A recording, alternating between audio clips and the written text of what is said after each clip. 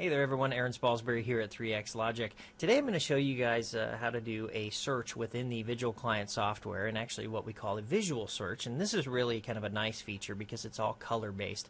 You may notice, for instance, on all of your live camera views you probably have these blinking borders that are kind of bouncing around and whatnot.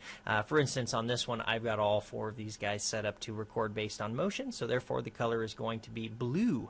If I were recording, say for instance, continuous on all of these cameras, my borders would then be green. But any type of an alarm, whether it be a point of sale alarm, video analytic, an actual input into the DVR itself, any type of an alarm that is associated within the system will actually give you a red blinking border. And these are actually quite nice when you actually go to do a search because it gives you a nice little visual representation as to what you're looking at. So what I'm going to do is I'm going to come up here and just go ahead and click on the search button. This of course opens up the little search window here, and you'll notice now I have a really nice kind of an overlay of all of my cameras. For instance, everything that's recording in blue, say for instance on cam 5, you can see I've got some movement but not a whole lot, whereas this 20 megapixel error count looks like no one was there until a little bit later in the day. But needless to say, all of the little red hashes of course are in this case point of sale alarms, so of course that'll come up in my point of sale information.